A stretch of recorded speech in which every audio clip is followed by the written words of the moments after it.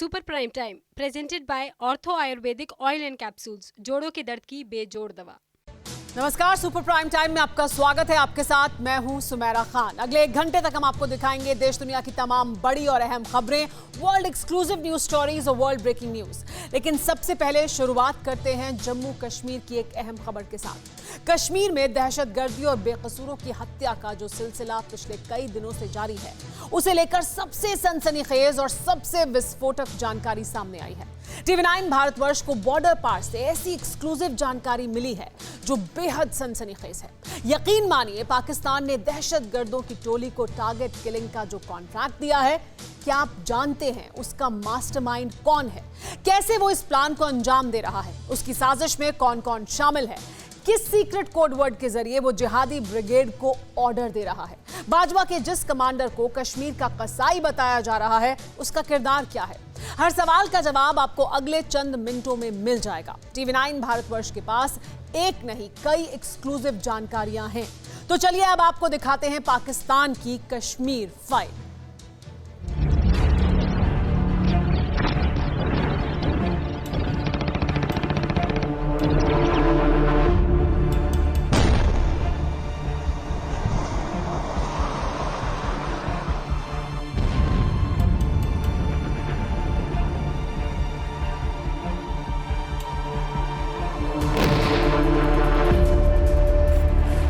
घाटी में ताबड़तोड़ एक्शन जारी है।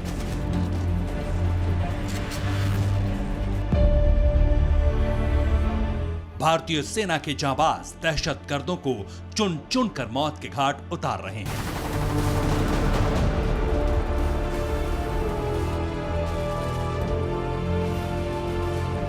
टारगेट किलिंग का कॉन्ट्रैक्ट लेने वाले आतंकी मोहरों का सीना छलनी किया जा रहा है।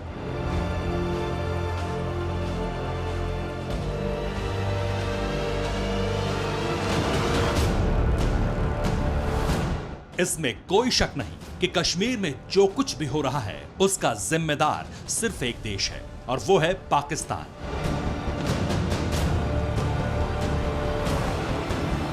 जी हां, भारतीय फौजियों से आमने सामने भिड़ने की जुर्रत ना जुटा पाने वाला पाकिस्तान जिहादी ब्रिगेड के जरिए खूनी साजिश को अंजाम दे रहा है। खुलासा तो यहां तक हुआ है कि पाकिस्तान ने दहशतगर्दों को टारगेट किलिंग का कॉन्ट्रैक्ट दिया है, जिसका मकसद है 700 से ज्यादा लोगों की हत्या करना। आखिर आतंकियों के निशाने पर कौन कौन हो सकते हैं, ये भी जानिए। घुटना, कंधा या कमर, चाहे जैसा हो दर्द, डॉक्टर ऑर्थो आपको देता है दर्द से पूरी आजादी, एक भरपूर जिंदगी। ये कोई टेम्परेरी पेन किलर नहीं, आयुर्वेदिक औषधि है।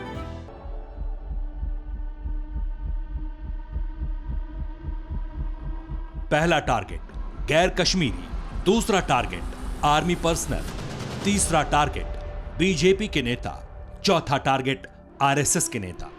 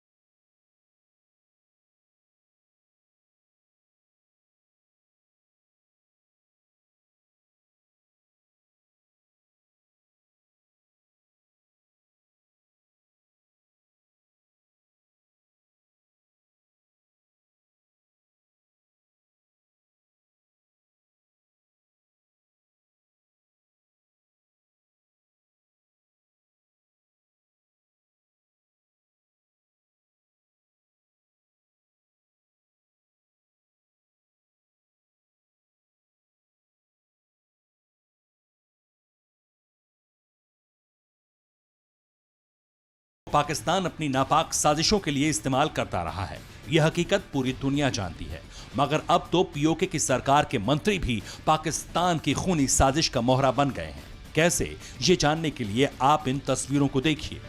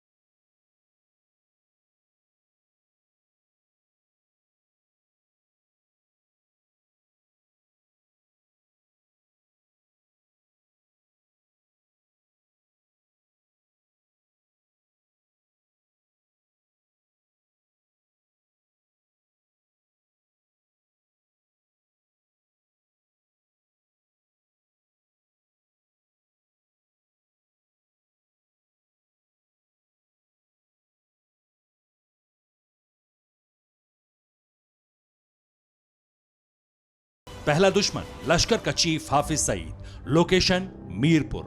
दूसरा दुश्मन जैश का चीफ मौलाना मसूद अजहर, लोकेशन मुजफ्फराबाद।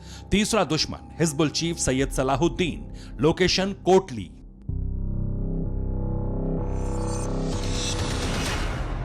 दावा किया जा रहा है कि पाकिस्तानी सेना के commander lieutenant general Sahir Shamshad Mirza ने ही इन तीनों आतंकी संगठनों को ये कोडवर्ड दिए हैं ताकि इसकी मदद से तीनों टेरर चीफ अपने दहशतगर्दों से बातचीत करते रहें। लेकिन एक बात साफ है, भले ही पाकिस्तान आतंक के आकाओं के साथ मिलकर जो भी बारूदी खिचड़ी पका रहा है, सीक्रेट कोड के जरिए टेरर साजिश रच रहा है, कोई भी प्लान बना रहा है, मगर घाटी को सुलगाने में वो कामयाब नहीं हो पाएगा, क्योंकि जम्मू कश्मीर में सेना का ऑपरेशन ऑल आउट तब तक जारी रहेगा जब तक एक एक आतंकी को चुन चुन कर कब्र में नहीं पहुंचा दिया जाएगा।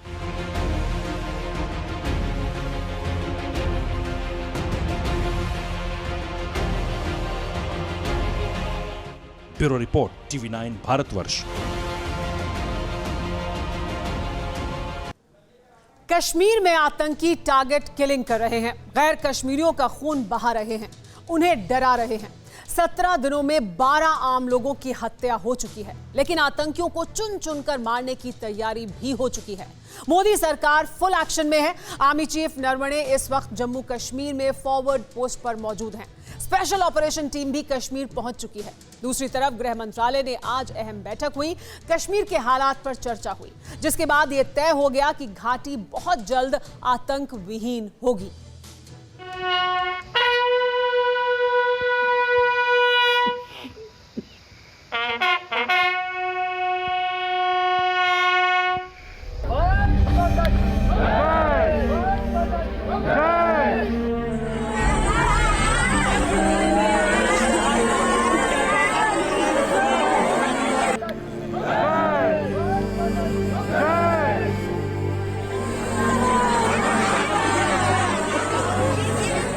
इस शहादत का हिसाब होगा, इस तड़प का हिसाब होगा, पाकिस्तान पोषित आतंकियों की कायरता का हिसाब होगा, इन आंसुओं का हिसाब होगा, इस डर का हिसाब होगा।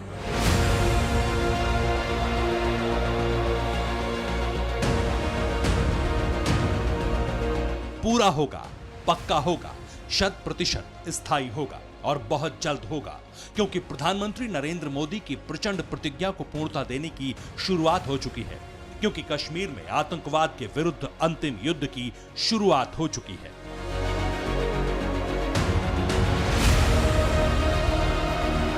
क्योंकि अखंड भारत पर नापाक नजर रखने वालों को नाश कर कश्मीर और कश्मीरियत की हिफाजत के लिए स्पेशल फोर्स घाटी पहुंच चुकी है। घुटना, कंधा या कमर, चाहे जैसा हो दर्द, डॉक्टर ऑर्थो आपको देता है दर्द से पूरी आजादी, एक भरपूर जिंदगी। ये कोई टेम्परेरी पेन किलर नहीं, आयुर्वेदिक औषधि है। ये बात उनको अच्छी तरह समझ लेना चाहिए कि जिस तरह की वो हरकतें कर रहे हैं उसका तो उनको जो है जवाब मिलना शुरू भी हो गया, और उसके अलावा भी उनके आकाओं को भी मालूम है कि जो कुछ वो कर रहे हैं उसका उनको बहुत महंगा हिसाब किताब देना पड़ेगा। ये किसी भी बिल के अंदर भी घुसे होंगे, चाहे आतंकवादी हों चाहे उनके आका हों, चाहे इस पार हों चाहे उस पार हों, वो बचेंगे नहीं। कहीं गैर कश्मीरी रेहड़ी वाले को मारा जा रहा है, कहीं मजदूरों पर गोलियां दाग रहे हैं, कहीं कारपेंटर को मार रहे हैं, कहीं आम लोगों को निशाना बना रहे हैं, डर का माहौल पैदा कर रहे हैं। कश्मीर को फिर से 30 साल पीछे ले जाने की फिराक में लगे हैं, 90 जैसा मंसूबा पाले बैठे हैं। ये दहशतगर्द बार बार पीठ पर आघात कर रहे हैं, अमन को छिन्न भिन्न कर रहे हैं, मानवता को छत विछत कर रहे हैं, हिंदुस्तानियों के धैर्य की परीक्षा ले रहे हैं। लेकिन उनकी मंशा को मटियामेट करने के लिए पीएम मोदी और गृहमंत्री अमित शाह का ऑपरेशन कश्मीर शुरू हो गया है। गृह मंत्रालय में लगातार बैठक हो रही है। आतंक का सीना चीरकर कश्मीर बचाने के लिए शत्रु संहारक सेना घाटी कूच कर गई है। आतंकवाद के खिलाफ अब सबको एकजुट होकर के आवाज उठाने की आवश्यकता है। अगली मानवता के गुनहगारों और उनके संरक्षकों को किसी भी सूरत में बख्शा नहीं जाएगा। आतंकवाद और उसके समूचे इकोसिस्टम को जड़ से उखाड़ फेंकने की प्रतिबद्धता हम जिम्मेदारी से दोहराते हैं। आज देखिए ना, कैसे बर्दाश्त होगा ऐसा दृश्य, किसका कलेजा नहीं फट जाएगा इसे देखकर। पत्नी का ये अंतिम प्यार, परिवार का ये आखिरी दुलार, जवान के सम्मान में आसमान से टकराती ये राष्ट्रवादी आवाज शूल की तरह चुभ रही है।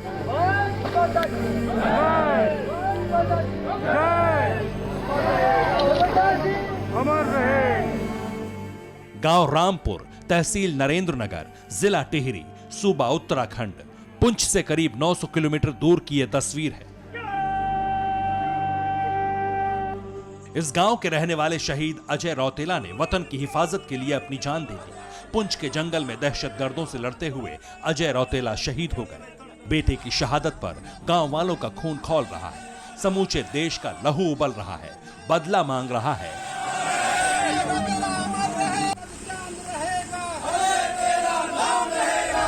इसलिए तिरंगे में लिपटी शहादत का हिसाब करने के लिए घाटी में स्पेशल फोर्स मोर्चे पर डट गई है।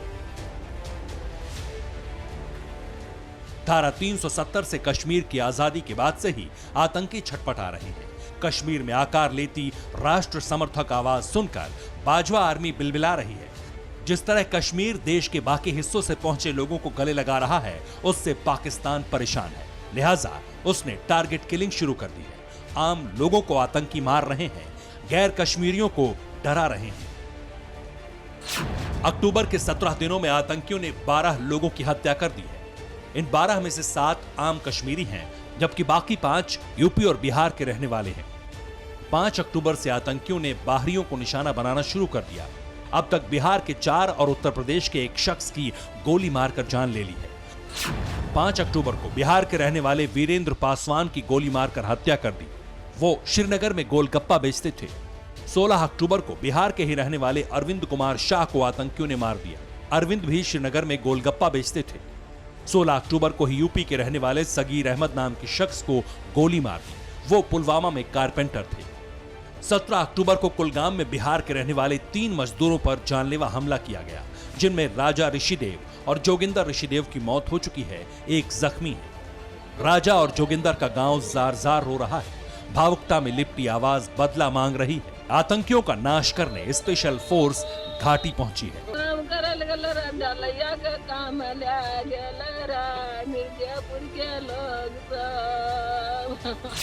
जानलेवा हमलों का डर फैल रहा है।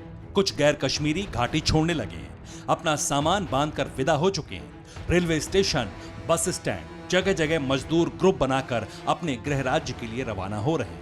कोई बिहार जा रहा है, कोई यूपी, कोई राजस्थान, तो कोई हरियाणा, बंगाल, मध्य प्रदेश।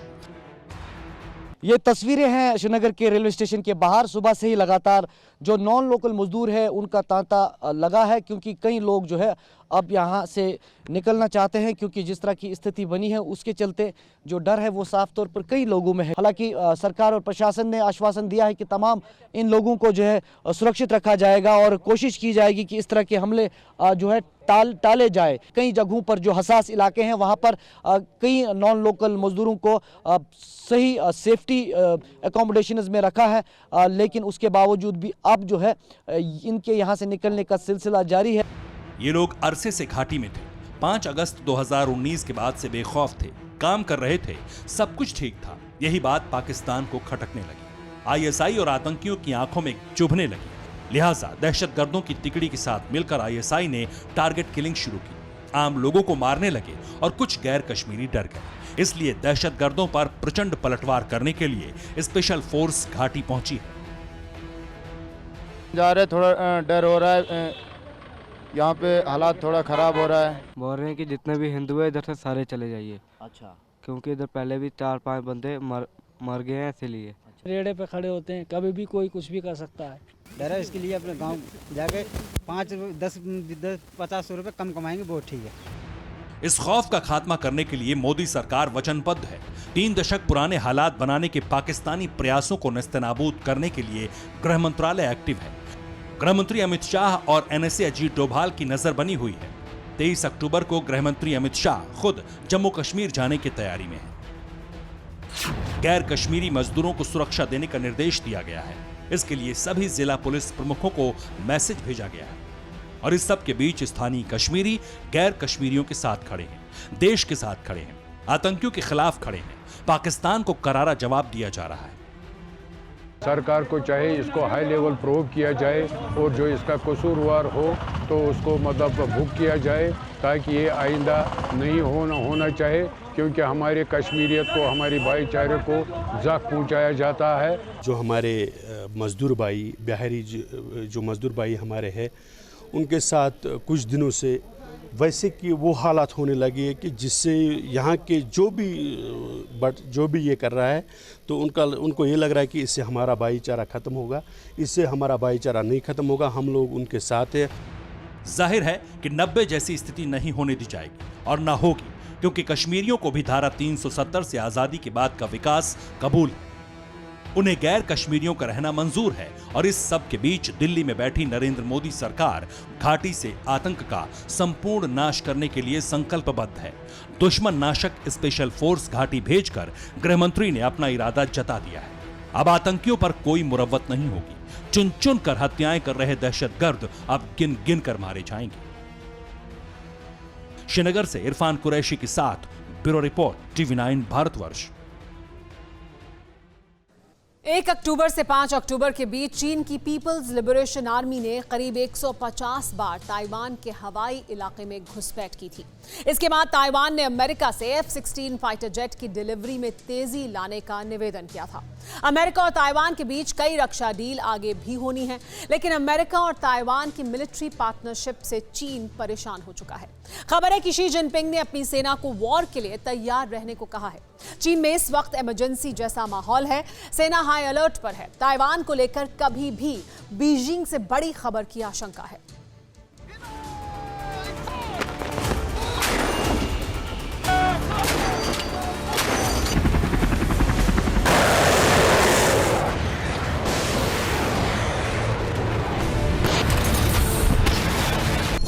पीएलए में ऐसी खलबली नहीं मची। ड्रैगन ने वर्ल्ड वॉर 3 की साजिश रची।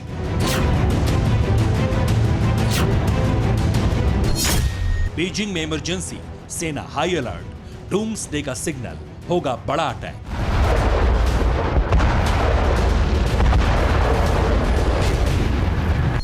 ब्लू बैटलग्राउंड में तैयारी कंप्लीट, चीन को हराएगी यूएस की 7th फ्लीट।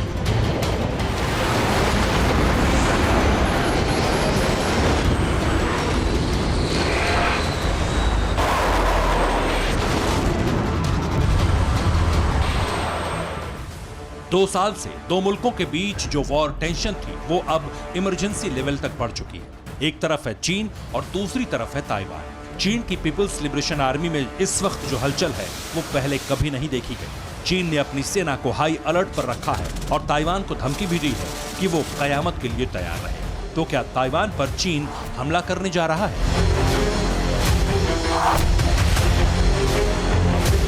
घुटना, कंधा या कमर, चाहे जैसा हो दर्द, डॉक्टर ऑर्थो आपको देता है दर्द से पूरी आजादी, एक भरपूर जिंदगी। ये कोई टेम्परेरी पेन किलर नहीं, आयुर्वेदिक औषधि है। चीन के रक्षा मंत्रालय के प्रवक्ता तैन केफई ने ग्लोबल टाइम्स को दिए एक इंटरव्यू में माना है कि पीपल्स लिबरेशन आर्मी इस वक्त हाई अलर्ट पर है और किसी भी देश से लड़ने के लिए तैयार है। माना जा रहा है कि यह मैसेज सीधे अमेरिका और ताइवान के लिए है। चीन की यह धमकी ऐसे वक्त में आई है जब अमेरिका चीन को चेता चुका है कि पीपल्स लिबरेशन आर्मी लगातार मिलिट्री ड्रिल करके ईस्ट एशिया की शांति को बिगाड़ रही है। चीन को पता है कि ताइवान की ओर से अगर एक भी गोली दागी गई तो अमेरिका चीन पर गोला दागेगा, इसलिए चीन जुबानी हमले से काम चला रहा है। आइए जरा एक नजर चीन और ताइवान की मिलिट्री पावर पर डालते हैं।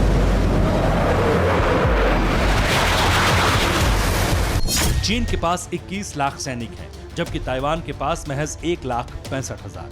चीन के पास 3260 एयरक्राफ्ट हैं, जबकि ताइवान के पास सिर्फ 739।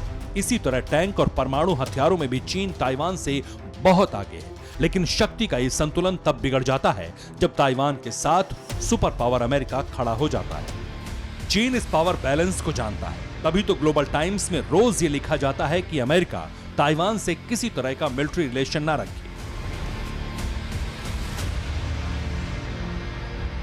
बीते दिनों यह खबर आई थी कि अमेरिका की स्पेशल फोर्सेस और सीक्रेट सर्विस के करीब 2 दर्जन जवान ताइवान की सेना को ट्रेनिंग दे रहे हैं। इस सीक्रेट ट्रेनिंग का मकसद यह है कि पीपल्स लिबरेशन आर्मी को वक्त आने पर सही सबक सिखाना। और जब से इस सीक्रेट ट्रेनिंग की भनक चीन को लगी है, तब से वो और ज्यादा बौखला गया। अब आपको ग्लोबल टाइम्स के जरिए ताइवान को दी गई एक और धमकी के बारे में बताते हैं। चीन ने कहा है कि ताइवान की राष्ट्रपति साई इंग वेन और उनकी डेमोक्रेटिक प्रोग्रेसिव पार्टी अमेरिका की मदद लेकर अपने ही विनाश को निमंत्रण दे रही है। चीन का मानना है कि अब ताइवान के साथ शांति से विवाद हल करने का वक्त चला गया है। अब मिलिट्री एक्शन के दम पर ताइवान पर कब्जा करने का टाइम है।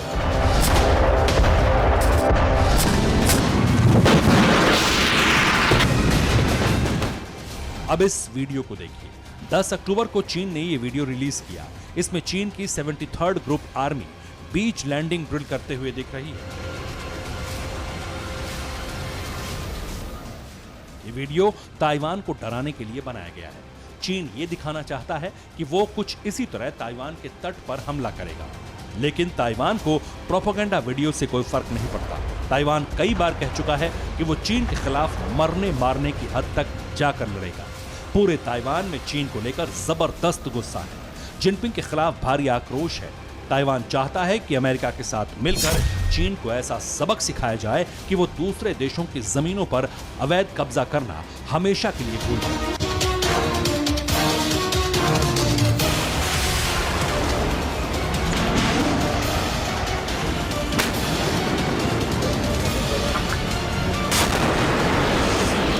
कुछ चाइनीज मिलिट्री एक्सपर्ट्स का मानना है कि चीन ताइवान पर 2025 तक हमला कर देगा। इस दिन को चाइनीज एक्सपर्ट जी डे का नाम देते हैं। उधर अमेरिकी मिलिट्री चीफ भी यही कहते हैं कि वो हर हाल में ताइवान की रक्षा करेंगे। यानी ताइवान बनाम चीन की ये लड़ाई अब अमेरिका बनाम चीन हो गई है। अक्टूबर के पहले हफ्ते में अमेरिकी राष्ट्रपति जो बाइडेन ने शी जिनपिंग से बात की थी। बाइडेन ने जिनपिंग को दो टूक समझाया था कि ताइवान समझौते का पालन किया जाए, जिसे जिनपिंग ने मान भी लिया था। लेकिन अब हालात फिर तनावपूर्ण बन चुके हैं। ताइवान के तेवर चीन को परेशान कर रहे हैं। पूरी दुनिया में चीन की फजीहत हो रही है, उसकी ताकत का मजाक बनाया जा रहा है। चीन से ये सब देखा नहीं जा रहा। वो ताइवान पर हमला तो करना चाहता है, लेकिन अमेरिका और नाटो सेना की तैयारी देखकर हमले की हिम्मत नहीं जुटा पा रहा। Bureau report, TV9 Bharatvarsh. दुनिया के नक्शे पर मौजूद एक देश अपने विध्वंसकारी प्लान से अमेरिका समेत कई देशों की टेंशन बढ़ा रहा है, क्योंकि जिस विनाशकारी हथियार को पाने की सनक उस मुल्क पर सवार है, वो पूरी दुनिया में तबाही ला सकता है। एटमी वॉर की सबसे बड़ी वजह बन सकता है। हम बात कर रहे हैं ईरान की, जिसे लेकर CIA ने दावा किया है कि जल्द ही ईरान का ड्रीम प्रोजेक्ट यानी एटम बम तैयार हो सकता है। किसी भी वक्त ईरान मिडिल ईस्ट में महाविस्फोट कर सकता है, लेकिन मकसद में कामयाब होने से पहले ही 4 देशों ने ईरान के विरुद्ध महागठबंधन किया है। आखिर कौन है वो ताकतवर देश और कैसे रोकेंगे ईरान को, देखिए ये रिपोर्ट।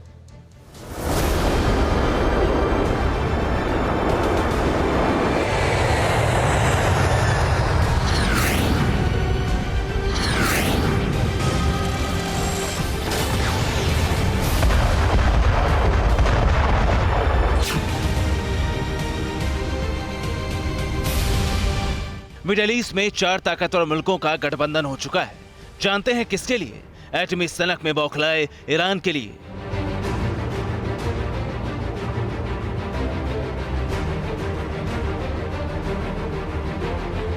खाड़ी का मुल्क ईरान परमाणु हथियार बनाने के लिए बेताब है। तमाम प्रतिबंधों के बावजूद ईरान ने अपने न्यूक्लियर प्रोग्राम को नहीं रोका। मकसद सिर्फ एक था, अमेरिका से बदला लेना, खाड़ी में उसके साथी मुल्कों को अपने एटमी ट्रेलर से सन्न करना।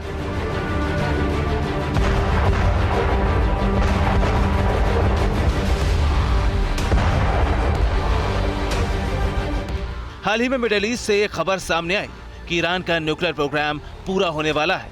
जल्द ही ईरान परमाणु संपन्न देश बनने वाला है और इसी सनसनीखेज खुलासे की जानकारी अमेरिका की खुफिया एजेंसी CIA ने दी।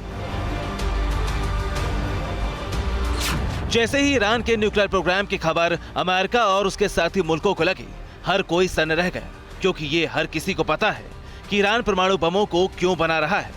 हर कोई ये बखूबी जानता है कि खाड़ी में अमेरिका के पांव उखाड़ने के लिए, उसे तबाह करने के लिए ईरान बम ऑफ यूरेनियम तैयार कर रहा है। बीते कई सालों से ईरान के न्यूक्लियर साइंटिस्ट इस मिशन पर जुटे हुए हैं।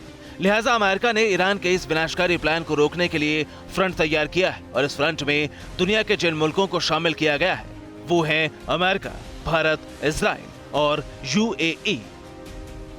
यही वो 4 मुल्क हैं जो अब खाड़ी में ईरान के खिलाफ मोर्चा खोलेंगे। आपको बता दें कि हिंदुस्तान के विदेश मंत्री इजराइल दौरे पर हैं। इससे पहले वो UAE का भी दौरा कर चुके हैं। जैसे ही ईरान के न्यूक्लियर प्रोग्राम की खबर अमेरिका और बाकी मुल्कों को लगी, फौरन बाइडेन ने इजराइल, UAE और भारत से बात की ताकि ईरान अपने बारूदी मकसद में कामयाब ना हो सके। क्योंकि ईरान अगर परमाणु संपन्न देश हो जाता है तो इससे खतरा सिर्फ अमेरिका को ही नहीं बल्कि पूरी दुनिया को है। अपनी ताकत की नुमाइश के लिए ईरान किसी भी हद तक जा सकता है। ऐसे में दुनिया के 4 शक्तिशाली मुल्कों ने ईरान को रोकने के लिए हाथ मिलाया है।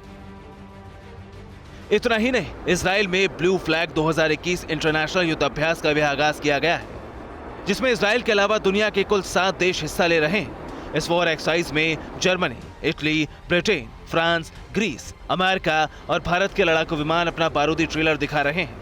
भारतीय वायुसेना का मिराज 2000 लड़ाकू विमान फ्रांस के राफेल फाइटर जेट के साथ अपना जौहर दिखा रहा है। इस एक्सरसाइज को करने का मकसद भी यही है ताकि खाड़ी में युद्ध का जो माहौल बन रहा है उस पर काबू पाया जा सके। Bureau report, TV9 Bharatvarsh. General Bajwa के आगे एक बार फिर इमरान खान को झुकना पड़ा है। ISI चीफ की नियुक्ति को लेकर इमरान खान बैकफुट पर हैं। ISI चीफ के पद पर फैज हमीद को बनाए रखने के लिए इमरान ने एड़ी चोटी का जोर लगा दिया था, लेकिन बाजवा की सख्ती की वजह से इमरान को अपना इरादा बदलना पड़ा। इमरान खान अब ट्रांसफर फाइल पर हस्ताक्षर करने के लिए तैयार हो गए हैं।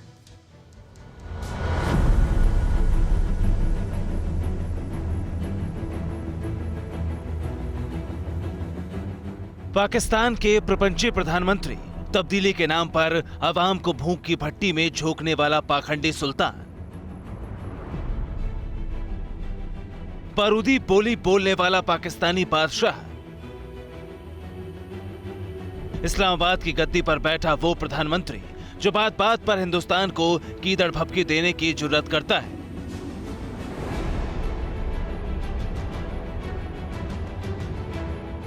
इस्लामिक मुल्कों का एक मुश्त ठेकेदार बनने का ख्वाब देखने वाले इमरान खान नियाजी ने जनरल बाजवा के सामने फिर से सरेंडर कर दिया है।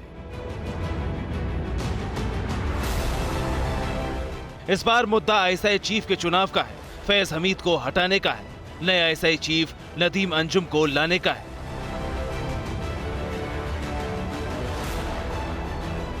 दरअसल जनरल बाजवा फैज हमीद को हटाना चाहता है, लेकिन इमरान खान अगले चुनाव तक हमीद को आईएसआई चीफ बनाए रखना चाहते हैं। 5 अक्टूबर को आर्मी चीफ के दबाव में इमरान खान ने फैज हमीद को पेशावर कोर के कमांडर बनाने की मंजूरी दे दी थी, लेकिन इमरान खान ने ट्रांसफर फाइल पर अब तक साइन नहीं किया है। फैज हमीद को आईएसआई हेडक्वार्टर में बनाए रखने के लिए इमरान खान ने एड़ी चोटी का जोर लगा दिया, लेकिन आखिरकार इमरान को अपने बॉस जनरल बाजवा के सख्त रुख के आगे झुकना पड़ा है।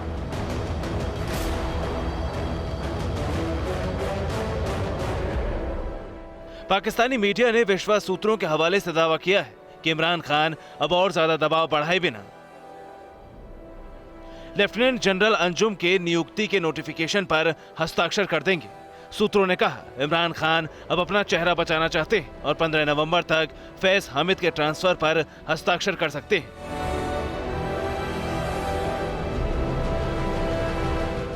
बताया जा रहा है कि जनरल बाजवा ने लेफ्टिनेंट जनरल नदीम को निर्देश दिया है कि वो आईएसआई चीफ के रूप में अपना पदभार संभाल लें। यही नहीं, बाजवा ने उस रवायत को दस्तावेजी नियम बना दिया है जिसके तहत सेना प्रमुख बनने के लिए किसी अधिकारी का 1 साल तक सेना के किसी कोर कमांडर में होना जरूरी है।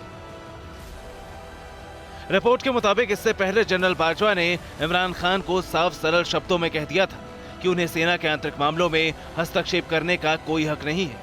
जनरल बाजवा की सख्ती के बाद इमरान खान को झुकना पड़ा है। इमरान खान चाहते थे कि दिसंबर तक फैज हामिद अपने पद पर बने रहे, लेकिन बाजवा ने सख्त तरीके से बता दिया कि यह संभव नहीं है। पाकिस्तानी मीडिया में दावा यहां तक किया जा रहा है कि इमरान खान बीवी बुशरा बेगम के कहने पर नदीम अंजुम को आईएसआई चीफ बनना नहीं देना चाहते थे। बुशरा ने उन्हें सलाह दी थी कि लेफ्टिनेंट जनरल नदीम उनके लिए ठीक नहीं है, इसी वजह से इमरान बच रहे थे, लेकिन बाजवा के सामने बुशरा बेगम का टोटका फेल हो गया। उन्हें नदीम अंजुम को कबूल करना पड़ा है। आपको बता दें कि नदीम अंजुम पाकिस्तान की उसी कायर आर्मी कोर के हिस्से रहे हैं जिस पर किडनैपिंग के आरोप लगते रहे हैं, बेइंतहा जुल्म के आरोप लगते हैं, मानवाधिकार का उल्लंघन और बेवजह लोगों का कत्ल का आरोप लगता है। एलओसी कमांड का अनुभव और फिर पीओके में रहने की वजह से पाकिस्तान की खुफिया एजेंसी का कमान नदीम अंजुम को सौंपा गया है। नए ISI chief Nadeem Anjum PoK की हर जगह को जानते हैं, एलओसी पर भारत के खिलाफ होने वाली साजिशों को ऑपरेट किया है। पीओके में रहने की वजह से आतंकी कैंप और लॉन्चिंग पैड से वाकिफ है। एलओसी कमांड में रहने की वजह से आतंकी घुसपैठ के पूरे सिस्टम को समझते हैं। जनरल बाजवा के लिए नदीम मुफीद है। रणनीतिक रूप से नदीम इमरान के ख्वाब के मुताबिक ही है, लेकिन बुशरा बेगम की सलाह आड़े आ रही है। दुनिया जानती है कि इमरान खान बुशरा बीवी के इशारे पर ही नाचते हैं, उनके कहे अनुसार ही सियासी फैसले भी लेते हैं, लेकिन जनरल बाजवा के सामने बीबी के इशारों पर नाचने वाले नियाजी को सरेंडर करना पड़ा। Bureau report, TV9 Bharatvarsh. NASA 1972 के बाद पहली बार चांद पर मानव मिशन भेजने की योजना पर काम कर रहा है। इसे प्रोजेक्ट आर्टेमिस नाम दिया गया है। नासा चाहता है कि उसका ये मिशन बिना किसी रुकावट के पूरा हो, लिहाजा उससे पहले चांद पर एक मजबूत वाईफाई नेटवर्क का सेटअप पूरा करना चाहता है। तो क्या नासा ऐसा कर पाएगा या फिर ऐसा सोचना समय से आगे की बात है? देखिए ये रिपोर्ट।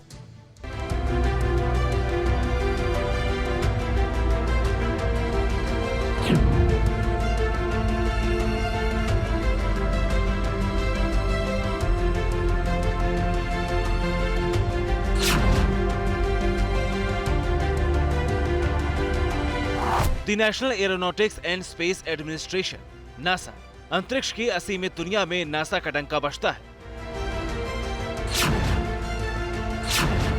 अंतरिक्ष के अनसुलझे रहस्यों को खोजने में नासा का लोहा दुनिया मानती है।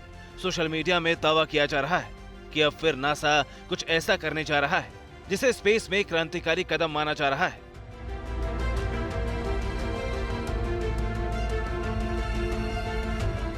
वायरल हो रहे दावे के मुताबिक नासा चंद्रमा पर एक शक्तिशाली वाईफाई नेटवर्क स्थापित करने जा रही है, यानी नासा अब चांद को वाईफाई सिस्टम से लैस करने में जुटा है।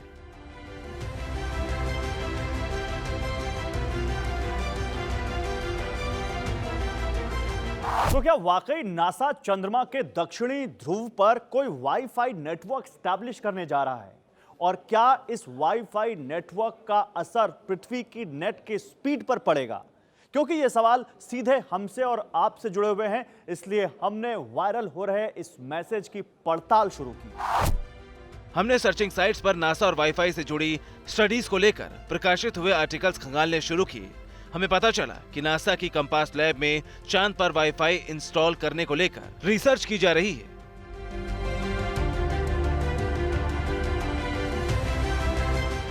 हमें यह भी पता चला कि नासा का मिशन चंद्रमा बेहतर ढंग से चलता रहे और क्रू रोवर खनन उपकरणों का कंट्रोल रूम से संपर्क बना रहे। इसके लिए एक बेहतर कनेक्शन की जरूरत होगी और इसीलिए नासा की कोशिश है कि चांद पर एक स्ट्रॉन्ग वाईफाई नेटवर्क स्थापित किया जाए। साल 2017 में नासा ने चंद्रमा को फोकस करते हुए एक मिशन को लॉन्च किया था, जिसे नाम दिया गया आर्टेमिस। प्रोजेक्ट आर्टेमिस का मकसद है साल 2024 तक चंद्रमा के दक्षिणी ध्रुव और बाकी सतहों पर अंतरिक्ष यात्रियों को उतारना। नासा के ग्लेन रिसर्च सेंटर में मिशन मून और वाईफाई इंस्टॉलेशन को लेकर तमाम रिसर्च पर काम तेज हो रहा है।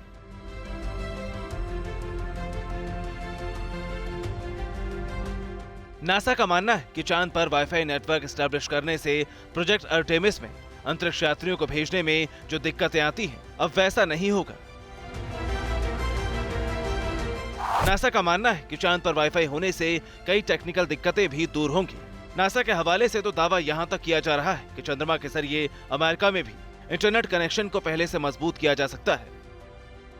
Bureau report, TV9 Bharatvarsh. Australia का मेलबर्न शहर, इसे दुनिया एक जिंदादिल शहर के तौर पर जानती है, मगर कोरोना काल में इस शहर पर ऐसा ग्रहण लगा कि इसकी पहचान सबसे लंबे लॉकडाउन वाले शहर के तौर पर बन गई। करीब 262 दिन लॉकडाउन में रहने के बाद आखिरकार इस शहर को आज़ादी मिलने वाली है। गुरुवार आधी रात से इस शहर से पाबंदियों को हटा लिया जाएगा और ये शहर एक बार फिर पहले की तरह सांस लेगा।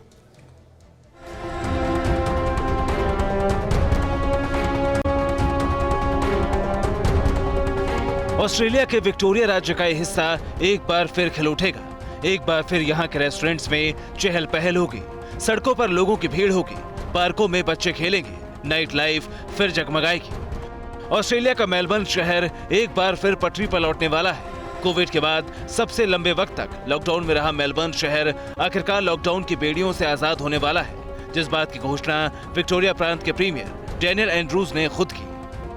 ऑस्ट्रेलिया के मेलबर्न शहर को 262 दिन बाद लॉकडाउन से मुक्ति मिलने जा रही है, जिसके बाद से यहाँ के बाशिंदों में खुशी की लहर है। क्योंकि लंबे वक्त से लोग लॉकडाउन हटाने की मांग कर रहे थे, इसे लेकर कुछ वक्त पहले ही शहर की सड़कों पर प्रदर्शन भी देखने को मिला था। मगर बढ़ते कोरोना मामलों को देखते हुए प्रशासन लॉकडाउन हटाने के समर्थन में बिल्कुल नहीं था।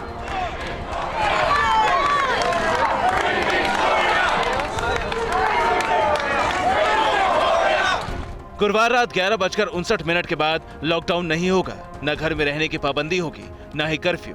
तेजी से होते वैक्सीनेशन को देखते हुए शहर से 5 दिन पहले ही लॉकडाउन हटाने का फैसला लिया गया है। हालांकि आंकड़ों पर गौर डालें तो विक्टोरिया में लगातार कोरोना केस बढ़ रहे हैं। 18 सितंबर को यहां कोरोना के 488 मामले सामने आए थे। 28 सितंबर को कोरोना के 929 केस दर्ज किए गए। 8 अक्टूबर को 908, जबकि 17 अक्टूबर को 1783 कोरोना के मरीज मिले। बढ़ते आंकड़ों के बीच सरकार ने लॉकडाउन हटाने का फैसला तेजी से होते वैक्सीनेशन की वजह से लिया है। दरअसल विक्टोरिया में 70% लोगों को कोविड की दोनों डोज लगाई जा चुकी है, जिसे आने वाले कुछ ही दिनों में 90% तक पहुंचाने का लक्ष्य रखा गया है। मेलबर्न से पाबंदियां हटने के बाद लोगों पर घरों से बाहर निकलने को लेकर कोई पाबंदी नहीं होगी। लोग शहर के किसी भी हिस्से में आ जा सकेंगे। हालांकि ये सिर्फ मेलबर्न शहर के लिए होगा। पूरे विक्टोरिया प्रांत में रेस्टोरेंट और हॉस्पिटल्स में कुछ पाबंदियां लागू रहेंगी। Bureau report, TV. बांग्लादेश में अब भी सांप्रदायिक हिंसा के मामले सामने आ रहे हैं। अब रंगपुर उपजिला पीरगंज में हिंदुओं के घरों में आग लगा दी गई है। 20 घर राख हो गए। इससे पहले देवी की मूर्तियों को खंडित कर दिया गया था। इस्कॉन टेम्पल पर हमला किया गया था। बताया जा रहा है कि इसके पीछे पाकिस्तान का हाथ है। लगातार हो रहे हमले के खिलाफ आज जमकर प्रदर्शन हुआ।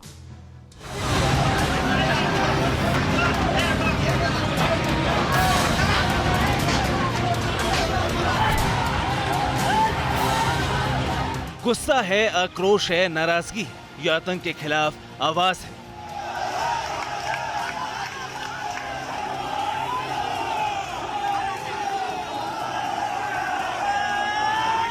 ये अल्पसंख्यकों के अधिकारों पर चोट के विरुद्ध जज्बाती युद्ध का दृश्य है।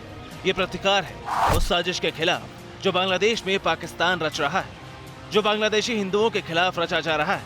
आतंकी एजेंसी आईएसआई के इशारे पर इंसानियत के दुश्मन दहशतगर्दी मचा रहे हैं।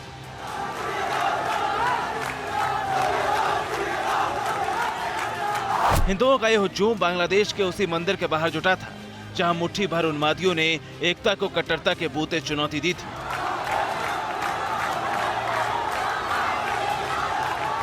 जहां 2 दिन पहले कट्टरपंथियों ने हमला किया था, मंदिर में घुसकर श्रद्धालुओं से मारपीट की थी, मंदिर के कर्मचारी का मर्डर किया था, पंडाल को आग के हवाले कर दिया था। वहीं पर आज बांग्लादेशी हिंदू जलकार कर रहे थे।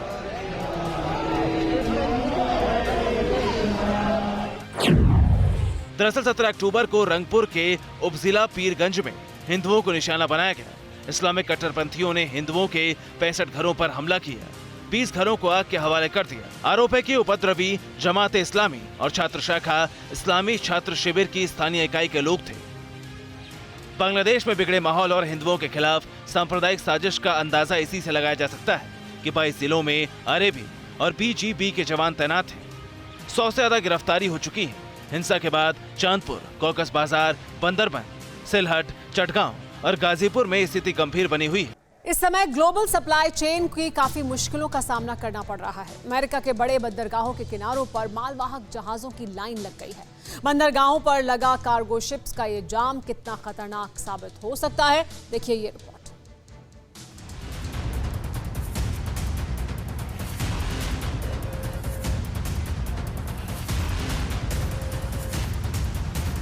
अमेरिका के कई पोर्ट्स पर इस वक्त हालात बड़े अजीब हो चले। दर्जनों मालवाहक जहाज बंदरगाह पर खड़े हैं, सामान उतारने का इंतजार कर रहे हैं, लेकिन किसी को सामान उतारने की फुर्सत ही नहीं है। कंटेनर और कार्गो जहाज की कतारें बता रही हैं कि यहाँ जरूर कुछ गड़बड़ है। लॉन्ग बीच और लॉस एंजलिस के पोर्ट पर हालात सबसे खराब है। सैटेलाइट तस्वीरों से भी बंदरगाहों का सच पता चल जाता है। इनमें से ज्यादातर कंटेनर और कार्गो शिप प्रशांत महासागर से होते हुए अमेरिका के पश्चिमी तट पर पहुंचे हैं, लेकिन अब तक इनमें से ज्यादातर की डिलीवरी नहीं हुई है। आंकड़े बताते हैं कि 13 अक्टूबर से करीब 50 से ज्यादा जहाज लॉन्ग बीच और लॉस एंजलिस पोर्ट पर ऐसे ही खड़े हैं। यही वो समुद्री रास्ता है जिससे होकर चीन के जहाज अमेरिका पहुंचते हैं। एक्सपर्ट्स का मानना है कि अगर इस जाम को जल्द नहीं खोला गया तो आगे संकट और गहरा सकता है। सूत्रों के मुताबिक छुट्टी के सीजन में अमेरिकियों ने जमकर ऑनलाइन शॉपिंग की। इन जहाजों में ज्यादातर गिफ्ट शॉप के आइटम्स हैं। दावा ये भी किया जा रहा है कि इन कंटेनर्स में हैलोवीन और क्रिसमस की सजावट के सामान भी हैं, जिनकी डिमांड पूरे अमेरिका में है। दूसरी वजह यह कि पोर्ट्स पर मजदूरों, ट्रक ड्राइवरों और सामान ले जाने वाले कर्मचारियों की भारी कमी हो चली है, जिसकी वजह से कंटेनर्स और कार्गो शिप यूं ही खड़े हैं। Bureau report, TVN Bharatvarsh. बात अफ्रीकी मुल्क हैती की, जहां 3 समस्याएं विकराल हैं: हिंसा, गरीबी और भूखमरी। पिछले 2 महीनों से मुल्क भूकंप की त्रासदी से उबरने की कोशिश कर रहा है, लेकिन हैती की राजधानी से एक सनसनीखेज खबर सामने आई है। वहां 17 अमेरिकी मिशनरियों को किडनैप कर लिया गया है। आरोप एक किडनैपर गैंग पर लगा है। हैती की राजधानी पोर्ट ओ प्रिंस के इस रास्ते से गुजरते वक्त अमेरिकी ईसाई मिशनरियों पर किडनैपिंग गैंग ने हमला किया। बस रोककर 17 मिशनरियों को अगवा कर लिया, जिसमें बच्चे भी शामिल थे। ओहियो स्थित क्रिश्चियन एंड मिनिस्ट्रीज के एक संदेश के अनुसार अपहरण तब किया गया जब मिशनरी एक अनाथालय से अपने घर लौट रहे थे। संदेश में यह भी कहा गया है कि मिशन के फील्ड डायरेक्टर अमेरिकी दूतावास के साथ काम कर रहे हैं और उनका परिवार और एक अन्य अज्ञात व्यक्ति को छोड़कर अनाथालय आने वाले सभी लोगों का अपहरण कर लिया गया है। तो सवाल उठता है कि भूकंप की त्रासदी से हैती को उभार रहे अमेरिकियों का किडनैप किसने किया? क्या गरीबी और भुखमरी के कारण हैती में मिशनरियों को अगवा किया गया है? वॉशिंगटन में अमेरिकी विदेश विभाग की प्रवक्ता जेनिफर वियाउ के मुताबिक हम इस मामले पर नजर बनाए हुए हैं और जानकारियां जुटा रहे हैं। ये गैंग चोरी और अपहरण की घटनाओं को अंजाम देता है। रिपोर्ट के मुताबिक बंदूकधारियों का ये गिरोह कई महीनों से पोर्टा प्रिंस और डोमिनिकन गणराज्य के साथ लगी सीमा में ऐसे वारदात करता है। ये गैंग चोरी और अपहरण कई घटनाओं में शामिल रहा है। बताया ये भी जाता है कि इस गिरोह के लोग किडनैपिंग के बाद फिरौती के लिए पैसे मांगते हैं। आए दिन हैती की सड़कों पर हथियारबंद बदमाश लूटपाट करते हैं, जिसके कारण हालात अराजक हैं। हाल के दिनों में हैती में हिंसा की घटनाएं भी बढ़ी हैं।